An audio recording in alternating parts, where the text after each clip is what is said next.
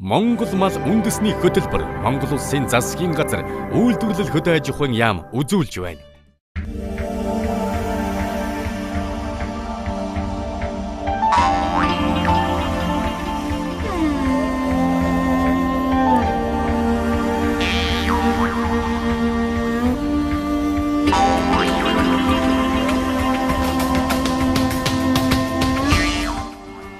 Азийн нүүдэлчин монголчууд хизээж малын махсуу болон бэлчээрлэх талбайгаар дутагдж явсангүй.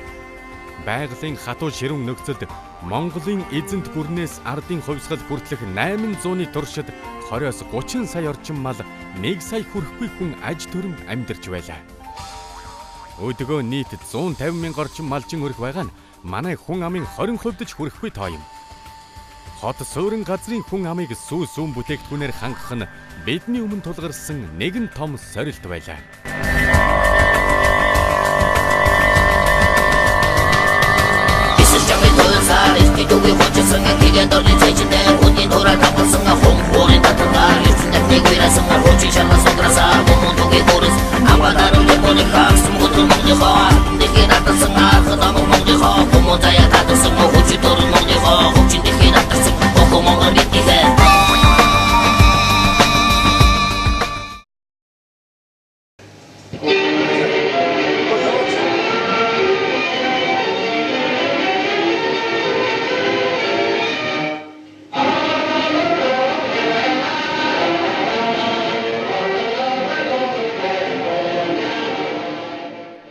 Социализмын үед амьдралын наад захын хэрэгцээт бараа бүтээгдэхүүнүүд олдцын хувьд ч сонголтын хувьд ч маш тааруухан байсан.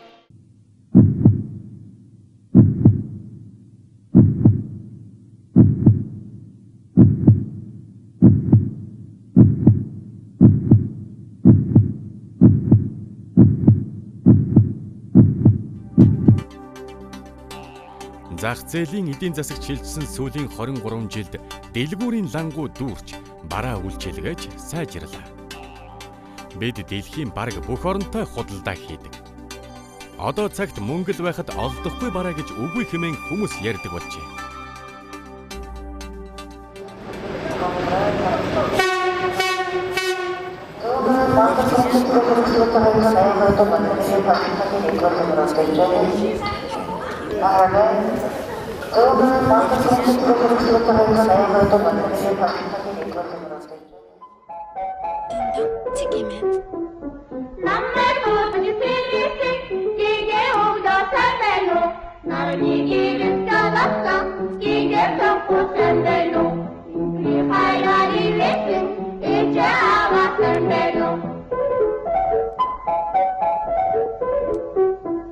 Анх зах зээл эхлээл хөдөө гараад тэгэл өөрийнхөө сүг зараал 7 хоног зөвл зөнгөл нэг юм гэртээ. Литр зүгөө хэдээр зардаг юм бэ? Би бол 1000-аар зардаг гэсэн. Одоо нэг ойрхон ирээд 800-аар зарыг гэж байгаа. Зарим улсууд одоо нэг ийм ойлголт байна л да. Одоо хөдөөнөөс ирж байгаа улсууд бол сүгээ цаанаа устаа ингэж холчоод ирж байна. Тэгээд ийм их байдал гарч байна.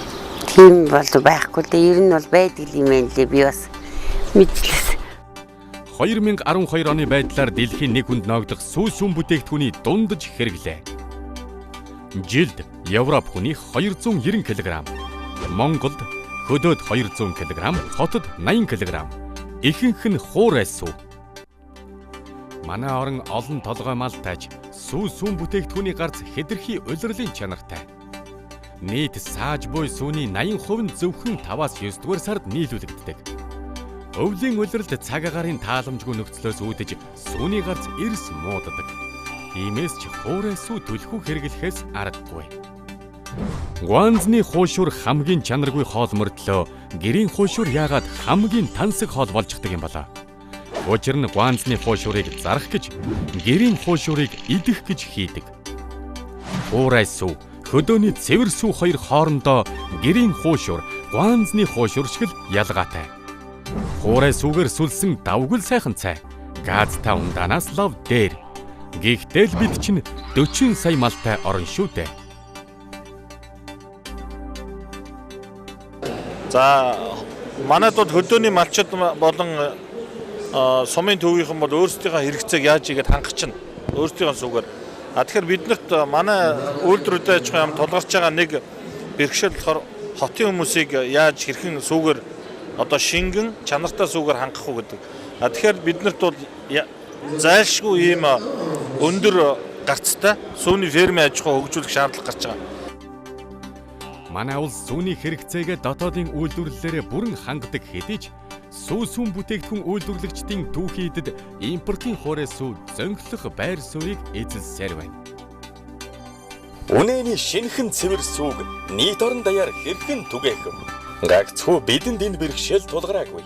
Үүнийг шийдэж чадсан өндөр хөгжилтэй орнуудаас ихийг суралцах хэрэгтэй. Ийхүү Төв Азийн цээжнээс гарсан бид Европыг зорьсон юм. Цайны сүүнээс ихэлсэн сэдэв маань хөрсөөр баруун Европын хамгийн том нутаг дэвсгэртэй орн болох Францад авчирлаа.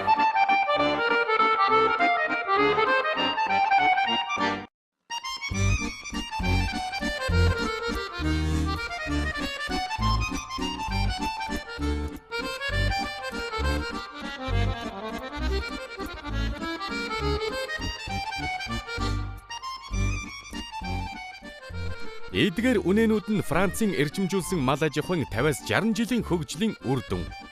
Өдөрт дунджаар 30 литр, жилийн 305 хоногт 10,000 орчим литр уургийн өндөр агуулмжтай сүг өгдөг юм. Бүдүүвч тооцоогоор ердөө 45,000 толгой Прим Холштейн, Монбелиард үйлдвэрийн үнэ манай улсын жилийн сүүний хэрэгцээг хангах бололцоотой. Манай Монгол улсын хувьд бол жилийн 4 үйлдвэрлэлтэй эрсдэс уур амьсгалтай. Өнөөдөр яг ингээд бэлчээрийн мал аж ахуйгаас нийлүүлэгч байгаа сүүний хувьд бол удирдлын чанартай байгаа. Эргээд бид бүхний хувьд бол энийг даван туулах үндсэн зорилтны бас нэг хэлбэр нь болохоор эрчимцэн мал аж ахуйг хөгжүүлэхээс зайлшгүй шаардлагатай. Бидэнд бас өмнө бас яг энэ Холштейн үйлдвэрийн яг сүүний чиглэлийн одоо фермүүдийн одоо туршлагууд байгаа. Бүс нутгуудс байна. Яг энэ дээр бид бүхэн суурлаад үнэхээр одоо энэ 4 жилд сүүнийхээ одоо нийт хэрэгцээг дотооддоо үйлдвэрлэхийн боломжоор хангая. Импортыг одоо багасгая гэсэн юм зорилт тавиад ажиллаж байна. Тэгэхээр одоо сая одоо бид хүнтэй бас манай фермерүүд явж байгаа.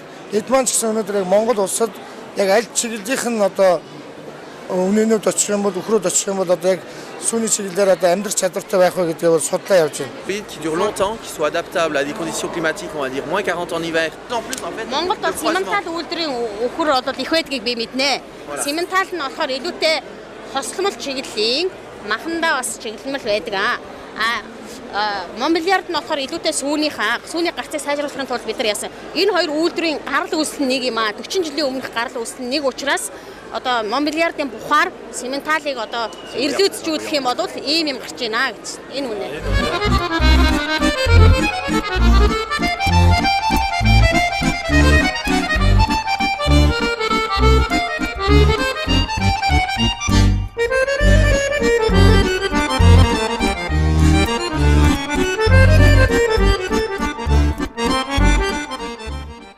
Манай улсаас ялгаатай нь Европ төвийн газар нутаг хязгаарлагдмал. Харин хүн амын тоо огцом өсч байлаа. Шахацалтаж амьдардаг европчуудын нэн төрөнд шийдэх ёстой асуудал нь малын удмын санг сайжруулж, элдв халдвар өвчнөөс ангижруулах байлаа. Дэлхийн 2 дугаар дайны дараагаас европчууд зохиомл хэлтүүлэг хийх, хиймэл аргаар хөлдөөсөн үр бэлтгэх зэрэг судалгааны ажлуудыг амжилттай хэрэгжүүлж эхлэв. Улмаар 1970-аад оноос мал аж ахуйн эдийн засгийн үр өгөөжийг дээшлүүлэхийг илүүтэй эрмэлзэх болжээ. Сайн чанарын үйлдвэрээс гарах сүүний гарц махны чин эрчимтэй өслөө. Шинжлэлийн засгийн газрын одоо хөдөө аж ахуйд барьж байгаа бодлогуудын нэг нь энэ малчтын оршоог хөгжүүлэх тухай. Тэгэхээр энэ дээр бол ямар нэгэн тийм төөрөгдөл байхгүй. Мэдээж нэгдэлч хөдөлгөөн юм уу эсвэл өмчийг буцааж нийлүүлж авна гэсэн тийм ойлголтууд байхгүй. Зөвхөн бүтээгдэхүүнээрээ бүтээгдэхүүнийхээ борлуулалтаар жишээлбэл энэ сүүний өхрийн аж ахуй эрхлэлдэг фермерүүд гэхэд сүүнийхээ борлуулалтаар орших энэ одоо чиглэлийг бид нар дэмжиж өгөх ийм зорилготой. Манай улс уужим нутагтай. Малчид фермерүүд маш сэрэг тархан суурьшдаг. Сүүн бүтээгдэхүүнийг хот суурин газруудад хүргэх хамгийн гол асуудал нь яхааргүй хадгалалт, боловсруулалт, тээвэрлэлт. Энд дархан Эрдэнэт бидний хайртай оюу толгой. Энэ бол Улаанбаатар. Энэ бүсийн малчин айл нэг бүрт очиж сууг нь авчирхад 2 хоног зардсуулна. Харин энэ бүс 3 хоногийн зайтай. Зарим нь бүр 4.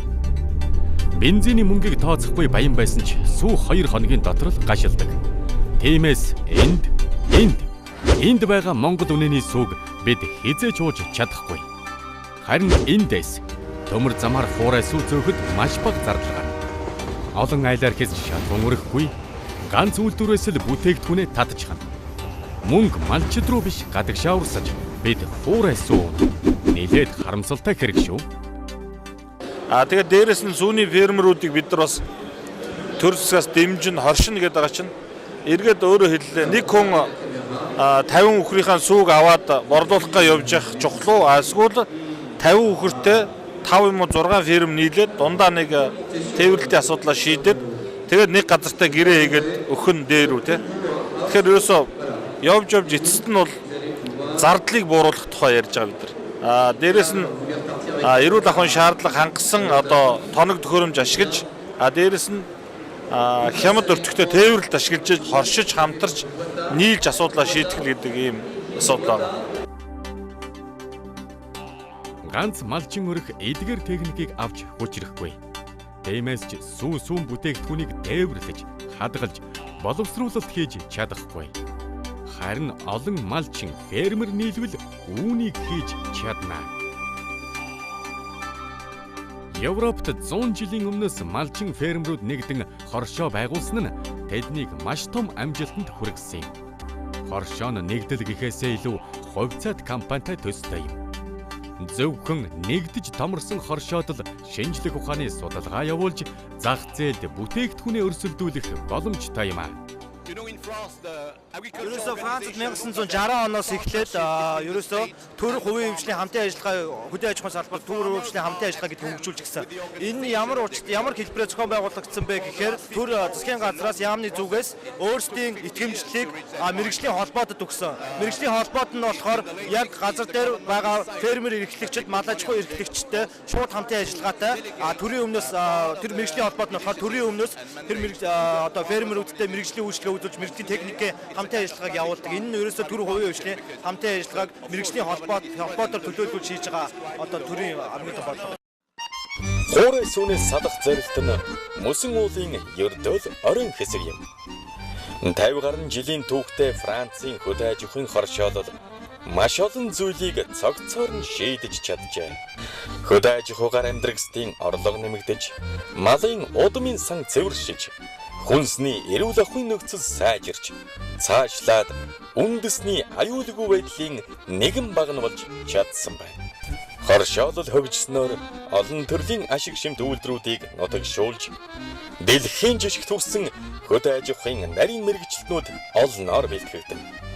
Малын үр хөврлийн бизнес ч өргөжин тэлж, гадаад дотоодын байнгын өсөн нэмэгдэх зах зээлийг хангана. Хөдөө аж ахуйн үйлдвэрлэлийн дэд бүтэц, бүтээн байгуулалт эрчимжиж, сүүн бүтээгдэхүүний төрөл, тоо хэмжээ нэмэгдэнэ. Улмаар борлуулалтын сүлжээ нэвтэрснээр нэмүрдгийн бүх үе шатны ашиг орлогыг малчид, хоршоолагчид ямар нэгэн дундын ченжгүүгээр өөрөө хүртэх юм. Хөдөө аж ахуйн бизнест маш их хөрөнгө хэрэглэдэг учраас Францын хоршоолагчид өөрсдийн банктай болжээ. Эдийн засаг улс төрийн ямар ч нөхцөлд хөдөө аж ахуйн бизнес ганхахгүй. Иймээс ч сүүлийн хэдэн жилийн эдийн засгийн хямралууд Европын хөдөө аж ахуйн хоршоолагчдын банкудад огтхонч нөлөөлөөгүй байна. Хөрөнгө хамгийн гол нь хөдөлмөрөөр хоршсноор жирийн малчин эдийн засаг санхүүгийн нөлөө бүхий тоглогч болж чадна. Манай улс өөрийн эрэлт нийлүүлэлтийн тасралтгүй цикл дээр нэмэгдээд хоёр хоршооч сүүн бүтээгдэхүүнээр хангах боломжтой. Хоршоолол нэвтэрснээр тогтвортой, эрсдэлгүй, асар их мөнгө эргэлдэх бизнесийн томоохон салбар үүсч, үндэсний нийт бүтээгдэхүүн огцом нэмэгдэн. Мал аж ахуйгаас эхлэлтэй малын тэжээлийн тариалан нэмэгдэж, малчин эргээд газар тариалангийн талбартай хоршно. Улмаар зоотехникч, хүнсний технологич гэх мэт нарийн мэрэгжлүүд дэлхийн түвшинд хүрч орчин үеийн стандартын лабораториуд ч бий болох юм. Малчид өөрсдөө өндөр орлоготой болсноор хот хөдөөгийн ялгаарилж хуучин цагийн нар салхинд ганцсан малчдын амьдралын нөхцөл сайжирна. Малчид, хэрэглэгчид хэнхэн нь чэнжүүдээр дамжуулахгүй жинхэнэ үнийг нь тогтоох дэлгүүр сүлжээ үүснэ. Эцэст нь малчид өөрсдөө хувь эзэмшигч, бизнесмен, үйл хөдлөх хөрөнгийн эзэд, ажил олгогч, үндэстний баялаг бүтээгчид болж хувирах юм. Бид Францын туршлагаас юуг авч болох вэ? За үйлдвэрүүд аж ахуйн яам за малчтаа өндөр ашиг шимтэй мал ялангуяа энэ нэгжээс гарах ашиг шим өндөртэй малаар малчтаа хангах. Өөрөөр хэлбэл олон тоо байгаад байдаг. Нэгж малаас гарах сүү наос ноолоор багтаа юм мал биш. Өндөр ашиг шимтэй малаар хангах юм зорилго тавьж байгаа. За энэ хавар Франц улсад айлчилж энэ өндөр ашиг шимтэй сүүний чиглэлийн ямаа тэгээд мөн сүүний чиглэлийн үхэр оруулж ирэх юм одоо ажилтай газар дээр нь танилцаад гэрээ хэлцлээ хийгээд ирсэн. За тэгээд энэ анхны сөрөг өнөөдөр Францаас Монгол Улаанбаатарт буугаад одоо 10 хэрд очих байрандаа ингээд явж байна. Энэ бол бас Монголын мал аж ахуйн хувьд бол маш баяртай мэдээ. За тэгээд энийг одоо өсгөн үржүүлэх байр нь бэлэн байгаа. Тэгээд одоо манай малчид маллаад хамгийн одоо богино хурдан хугацаанд олныг үржүүлж бас иргэддээ бусад аймагуудад тараах юм зорилготой байгаа. Энэ төсөл амжилттай бол бусад бүх аймгийн төвүүдийн сумын төвүүдийн сүүний хэрэгцээг энэ ямааны сүгээр хангах юм зорилго тавьж байгаа. Шинжиллийн засгийн газар 3 сарын хугацаанд хөдөө аж ахуйн чиглэлээр нэлээд олон дөрвтэй ажлыг амжуулсан. Альфийн үйлдвэрийн сүүний ямаа, Монбиард, Бремхолштейн, Аунтайнс үйлдвэрийн үхрнүүдийг нутагшуулах ажлыг эхлүүллээ. Түүнчлэн манай хөдөө аж ахуйн фермерүүд олон жилийн хөдөлмөрийн үр дүнд Австралийн Суффолк үйлдвэрийн махны чиглэлийн хонь, Ангус, Лимузен, Холштейн үйлдвэрийн үхэр, мах сүүний хосолсон Сементал үйлдвэрийн үхрийг нутагшуулж чаджээ. Бидний энэ фермэд хамгийн гол нь одоо ажлын болгон уламжлалт аргаараа мал малж яах вэ? Дэлхийн нийтэд одоо эргэлж байгаа ашиглаж байгаа шинэ технологи юу вэ? Тэр технологиор одоо фермер гэж ямар юм байдгийг тийм утгаар нь байгуулсан санаатай л одоо эхэлж байгаа байхгүй. Одоо энэ мэдээлэл өгсөн энэ үед ч одоо бид нар бол юу байдгийг бодож хүнээс асуух хэрэг байхгүй шүү дээ. Интернетээр ороод одоо ямар юм гадаад ямар оронд ямар фермэнд ямар үнээс хэдийн хэмжээний сүү авч чинь яаж арчмалж бүгд бэлэн байж чинь ямар техник хооронд хөрөмжөд хэрэгжиж чинь бүгд байна. Тэгэхээр би интернетээс л ер нь бүх мэдээлэл авдаг юм. Одоо тэнд асан мэдээлэлээс л би одоо энэ биогазаа гаргаж байгаа шалны хадгалтай байкер орон бүгд газаар халж байна. Ажилчид маань газаар одоо сүмүгэ халж өрөөж байна. Бүх ус газаар халж байна. Үлдээ гидропаркер яг ихсэлгээд ногоо оргуулж үлжинг оргож байгаа ногоо идэж байна. Энэ малын хичээлээ тавьж өгдөг онгоц машин одоо эдгээр бас бүгд автоматар ажиллана.